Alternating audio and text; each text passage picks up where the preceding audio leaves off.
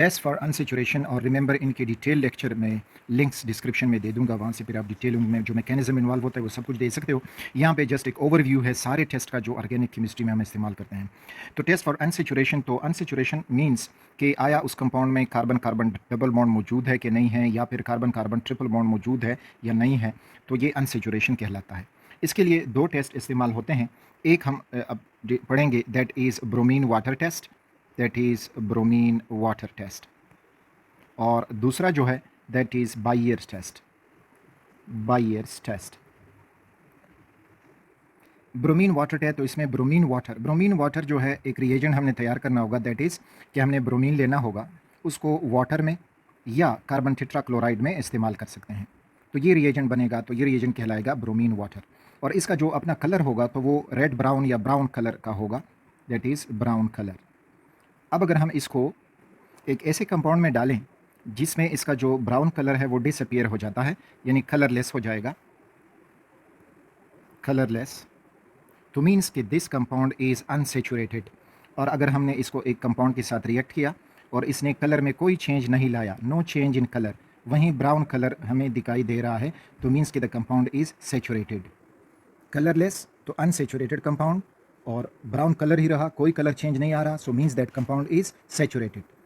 यहाँ आपने ये नोट करना होगा कि बेंजीन वो भी अनसेचुरेटेड होता है, और साथ में अगर इनोल्स हैं, इनोल्स वो कंपाउंड जिनमें कार्बन कार्बन डबल बॉन्ड हो और साथ में OH अल्कोहल फंक्शनल ग्रुप भी मौजूद हो, तो वो अनसेचुरेटेड होते हैं, लेकिन ये नेगेटिव टेस्ट शो करते हैं, ये टेस्ट वो शो नहीं करते। तो दिस एक नोट आपने अपने साथ याद रखना होगा फॉर बेंजीन एंड इनोल।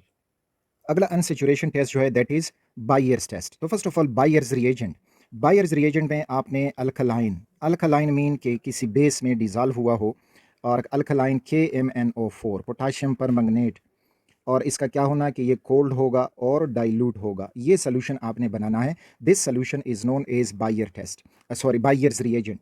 और इसका जो कलर होगा तो वो पर्पल या पिंक कलर आपको दिखाई देगा, दिस इज़ पिंक और पर्पल कलर, और पर्पल ये इसका कलर होगा। तो इसको आपने उस given compound plus given compound जो भी होगा उसके साथ आपने इसको रिएक्ट करना है। तो रिएक्शन में आपको अगेन दो ऑब्जर्वेशंस या फाइंडिंग्स मिल सकती हैं, दो फाइंडिंग्स मिल सकती हैं। एक फाइंडिंग ऐसा होगा कि जिसमें ये पर्पल कलर ख़त्म होकर कलरलेस हो जाए, और दूसरे में ये होगा कि कलर में कोई चेंज नहीं आएगा। तो अब इससे हमें इंडिकेशन ये मिलेगा कि जो बायर्स रिएजेंट है उसने उस कंपाउंड के साथ रिएक्ट किया, और रिएक्ट करने के बाद उस वो जो है कलरलेस हुआ। तो कलरलेस होने से हमें पता लगेगा कि द कंपाउंड वाज अनसेचुरेटेड। और अगर कलर में कोई चेंज ना आए, वहीं पिंक या पर्पल कलर मौजूद रहे, तो मीन्स कि द कंपाउंड इज़ सेचुरेटेड, यानी इसमें कार्बन कार्बन में डबल बॉन्ड मौजूद नहीं है, ट्रिपल बॉन्ड नहीं है, सारे सिंगल बॉन्ड्स हैं, और यहाँ पे कार्बन कार्बन में कोई डबल बॉन्ड मौजूद था या कोई ट्रिपल बॉन्ड मौजूद था। तो ये था Baeyer's test used for the unsaturation. Next is test for terminal alkynes. Terminal alkynes का मतलब है कि जो कार्बन कार्बन ट्रिपल बॉन्ड है वो फर्स्ट कार्बन पे हमें मिले, यानी this one just like this, या वन अल्काइन भी आप इसको कह सकते हो, कि आया इस अल्काइन में जो ट्रिपल बॉन्ड है वो फर्स्ट कार्बन पे मौजूद है कि मौजूद नहीं है। तो इसके लिए हम ये टेस्ट परफॉर्म करते हैं। ये भी दो टेस्ट होते हैं, एक इसमें एमोनिकल सिल्वर नाइट्रेट सोल्यूशन, या जिसको टोलेंस रिएजेंट भी कहते हैं, और दूसरा इसमें एमोनिकल क्यूप्रस क्लोराइड सोल्यूशन। अब ये सोल्यूशन किन चीज़ों से बनते हैं? एक होता है silver nitrate plus ammonium hydroxide, और ये दूसरा सोल्यूशन जो है एमोनिकल क्यूप्रस क्लोराइड, तो उसमें क्यूप्रस क्लोराइड और साथ में एमोनियम हाइड्रोक्साइड। तो ये दो सोल्यूशन हम इस्तेमाल कर सकते हैं इस टेस्ट के लिए। अब ये टेस्ट हमें क्या रिजल्ट देंगे? एमोनिकल सिल्वर नाइट्रेट सोल्यूशन, यानी जिसको टोलेंस रिएजेंट भी कहते हैं, अगर हम उसका उस सैंपल के साथ रिएक्शन करेंगे तो इससे हमें वाइट पीपीटी मिलेगा। So appearance of white PPT shows that the given compound is one alkyne, यानी इसमें कार्बन कार्बन ट्रिपल बॉन्ड पहले कार्बन पे मौजूद है। इसी तरह से जो एमोनिकल क्यूप्रस क्लोराइड है उसको उस सैंपल के साथ रिएक्ट करेंगे और हमें रेड प्रेसिपिटेट मिल जाए, तो ये भी इंडिकेशन होगा कि the given compound is one alkyne. Lucas test ये प्राइमरी, सेकेंडरी और टर्शियरी अल्कोहल को डिफरेंशिएट करने के लिए या उसको फाइंड करने के लिए इस्तेमाल होता है। अब इसमें ल्यूकस रिएजेंट जो है वो कंसनट्रेटेड HCl और एनहाइड्रस जिंक क्लोराइड, इन दोनों का मिक्सचर हम बनाएंगे, तो ये ल्यूकस रिएजेंट कहलाएगा। और इसको जब हम फिर गिवन सैंपल ऑफ अल्कोहल से रिएक्ट करेंगे तो हमें रिएक्शन की स्पीड से पता लगाना होगा और उससे अंदाज़ा लगाना होगा कि अब ये कौन सा अल्कोहल है। अगर ये रिएक्शन बहुत ही फास्ट हुआ, यानी इमीडिएटली हुआ तो ये टर्शरी अल्कोहल होगा। हमें उसके फास्टनेस का पता लगेगा, इसमें जो अल्काइल हेलाइड यानी स्पेशली अल्काइल क्लोराइड का क्लाउड बनेगा तो क्लाउड बहुत जल्दी अपीयर होगा, वो क्लाउडीनेस, तो ये टर्शरी अल्कोहल होगा। अगर वो क्लाउडीनेस थोड़ा सा स्लोली अपीयर हो जाए यानी 3-4 मिनट से ज़्यादा ले ले तो फिर वो होगा सेकेंडरी अल्कोहल। और अगर वो क्लाउडीनेस बहुत ही स्लो बन रहा हो, इवन हमने टेम्परेचर का इस्तेमाल किया फिर बनने लगा स्लोली स्लोली, तो फिर वो होगा प्राइमरी अल्कोहल। रिमेंबर कि अल्कोहल में OH ग्रुप होता है तो वो फिनोल और इनोल्स में भी होता है, लेकिन वो ये टेस्ट शो नहीं करते। So this was Lucas test just only shows primary, secondary and tertiary alcohols. Victor Meyer's test ये भी प्राइमरी, सेकेंडरी और टर्शरी अल्कोहल के लिए फाइंड करने के लिए, उनमें डिफरेंस के लिए इस्तेमाल करेंगे। तो इसमें हमने 3 स्टेप से ये रिएक्शन कंप्लीट करना होगा। पहले स्टेप में अल्कोहल और उसके साथ फास्फोरस और आयोडीन ये मिक्स करेंगे। उसके बाद फिर इसमें सिल्वर नाइट्रेट डालेंगे। सिल्वर नाइट्रेट डालने के बाद उसके बाद फिर नाइट्रस एसिड HNO2 ये डालेंगे। और इस तरह से हमारा जो रिएक्शन कंटेनर होगा, चाहे वो टेस्ट ट्यूब है या कोई और एपरेटस है, तो उसमें एक कलर हमने देखना होगा। अगर कलर रेड अपीयर हुआ तो मीन्स के the given alcohol is primary alcohol, और अगर ये कलर ब्लू हुआ तो मीन्स के that alcohol is secondary alcohol, और अगर कलर में कोई चेंज नहीं आ रहा यानी कलर लेस ही रहा, so that is tertiary alcohol. So Victor Meyer's test जो है वो भी प्राइमरी, सेकेंडरी, टर्शरी अल्कोहल के लिए इस्तेमाल किया जाता है। Neutral FeCl3 ferric chloride test ये फिनोल के लिए यूज़ होते हैं। जितने भी फिनोल्स हैं, मोनोहाइड्रिक फिनोल हो या पॉलीहाइड्रिक, डाईहाइड्रिक, ट्राईहाइड्रिक जो भी हो, तो वो हम क्या करेंगे कि जो गिवन फिनोल है उसको वाटर में डालेंगे और फिर उसके साथ मिक्स करेंगे फेरिक क्लोराइड का सोल्यूशन। और इनकी मिक्सिंग के बाद अगर हमें वॉयलेट कलरेशन मिले, वॉयलेट कलर अपीयर हो जाए, so this is the indication कि द गिवन कंपाउंड इज़ या वाज फिनोल। फिनोल्स के लिए दूसरा टेस्ट जो है वो ब्रोमीन वाटर टेस्ट। अब इसमें ये भी फिनोल्स के लिए इस्तेमाल होगा, तो सैंपल और उसको ब्रोमीन पानी में मिलाया हुआ, that is known as bromine water, उसका कलर जो है वो ब्राउन कलर होता है। और इन दोनों का रिएक्शन होने के बाद जो ब्रोमीन के इलेक्ट्रोफिलिक सब्स्टिट्यूशन रिएक्शन होकर 2,4,6 ट्राईब्रोमोफिनोल बनेगा, और ये कंपाउंड जब बनेगा तो हमें ब्राउन कलर की बजाय हमारे टेस्ट ट्यूब में वाइट प्रेसिपिटेट मिलेगा। This white precipitate shows that the given compound is phenol.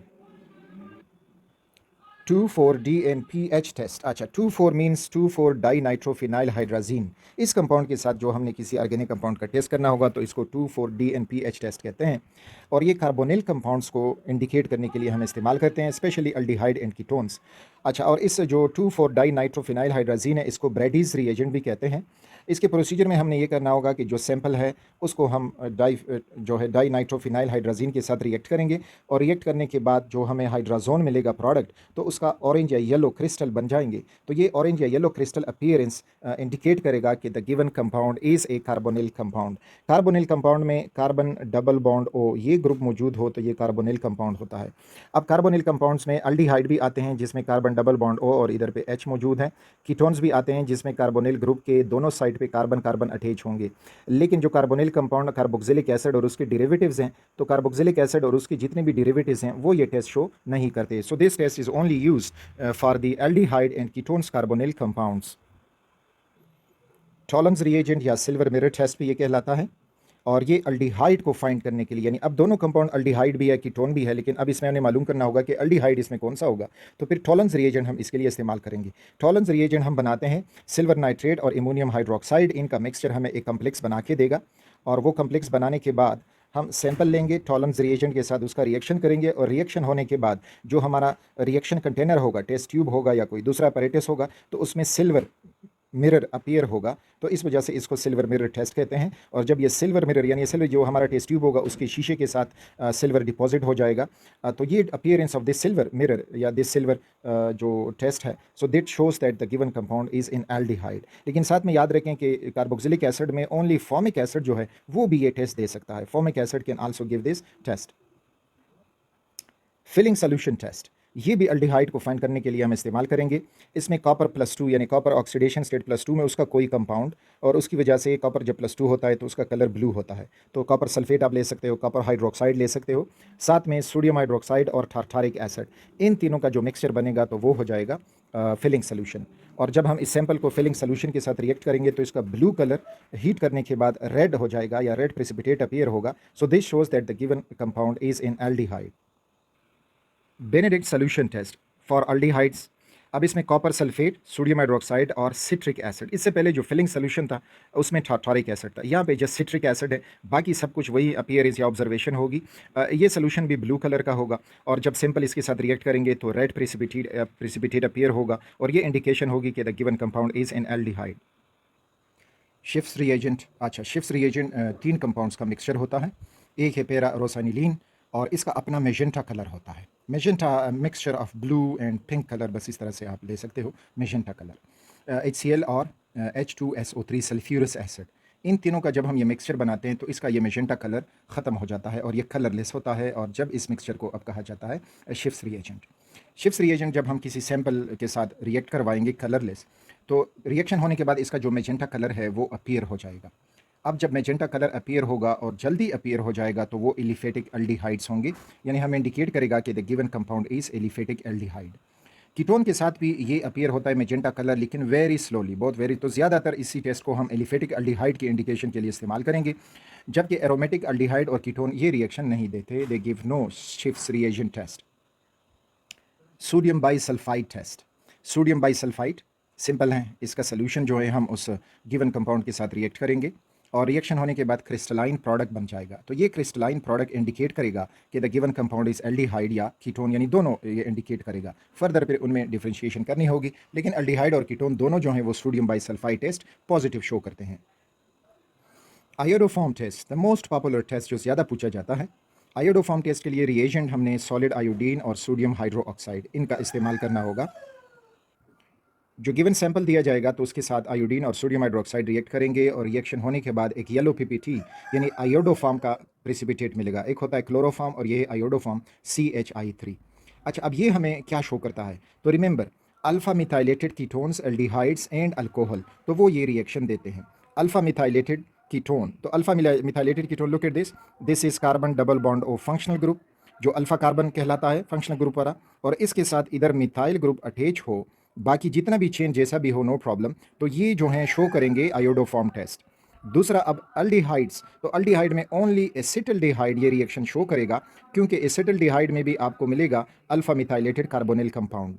और अल्कोहल्स में alpha methylated, this is the carbon जिसके साथ OH group functional group attached है, तो it is alpha carbon.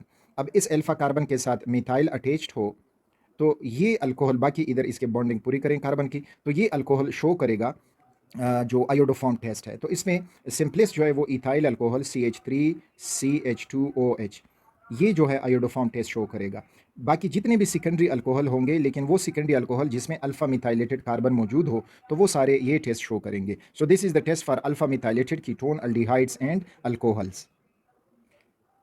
Carbyl Amin test, aliphatic aromatic primary amines only, primary amines ये show करेंगे। Primary amines वो amine जिनके नाइट्रोजन के साथ कोई एक अल्काइल या एराइल ग्रुप मौजूद हो, बाकी इधर NH2 हो, तो ये प्राइमरी अमीन्स कहलाते हैं। कार्बाइल अमीन टेस्ट में जो सैंपल है उसका रिएक्शन पोटेशियम हाइड्रोक्साइड और क्लोरोफॉर्म के साथ किया जाता है और इससे हमें एक कंपाउंड मिलता है आइसोसाइनाइड, और इसका अनप्लेजेंट स्मेल होता है, यानी बदबू होती है, बदबू बनना शुरू होती है। तो ये बदबू की अपीयरेंस या ऑब्जर्वेशन हमें शो करवाएगा कि the given compound is primary amine. Nitrous acid test, nitrous acid test primary, secondary और टर्शियरी अमीन की डिफरेंशिएशन के लिए इस्तेमाल किया जाता है। सैंपल को हम नाइट्रस एसिड के साथ रिएक्ट करवा के प्रोडक्ट हासिल करेंगे और अब प्रोडक्ट को ऑब्जर्व करेंगे। अगर ऑब्जर्वेशन हमें मिले कि उसमें बबल्स बनना शुरू हो गए हैं, तो वो बबल्स नाइट्रोजन गैस के हैं और ये इंडिकेशन होगी प्राइमरी अमीन की, the given compound is a primary amine. अगर प्रोडक्ट जो है वो येलो ऑयली प्रोडक्ट बन जाए, यानी येलो कलर का हो, अपीयरेंस हो जाए और वो ऑयली टाइप विस्कस होगा, तो फिर ये सेकेंडरी अमीन होगा। और अगर प्रोडक्ट कलरलेस हो और फिर वाटर सालुबल साल्ट बना हुआ हो, तो फिर वो हमें मिलेगा टर्शरी अमीन। तो ये प्राइमरी, सेकेंडरी और टर्शरी अमीन के लिए नाइट्रस एसिड इस्तेमाल होता है, नाइट्रस एसिड टेस्ट यूज़ होता है। हिंसबर्ग्स टेस्ट, ये भी प्राइमरी, सेकेंडरी और टर्शरी अमीन के लिए इस्तेमाल होगा कि उनसे हम कैसे इनमें डिफ्रेंशिएट कर सकते हैं। तो इसमें जो रिएजेंट इस्तेमाल होता है that is benzene sulfonyl chloride, और ये उसका स्ट्रक्चर फार्मूला। अब इसमें जो हमें सैंपल दिया गया होगा तो उसको हम बेंजीन सल्फोनाइल क्लोराइड के साथ जब ऐड करेंगे, रिएक्ट करेंगे, तो हमें प्रोडक्ट मिलेंगे। और अगर वो प्रोडक्ट सोडियम हाइड्रोक्साइड में सॉल्युबल हो, so that is primary amine. अगर प्रोडक्ट सोडियम हाइड्रोक्साइड में इनसॉल्युबल रहा, तो then that compound is secondary amine. और जो टर्शरी अमीन है वो कोई रिएक्शन आपको नहीं मिलेगा। तो जब कोई रिएक्शन नहीं होगा, so that will be the tertiary Amin.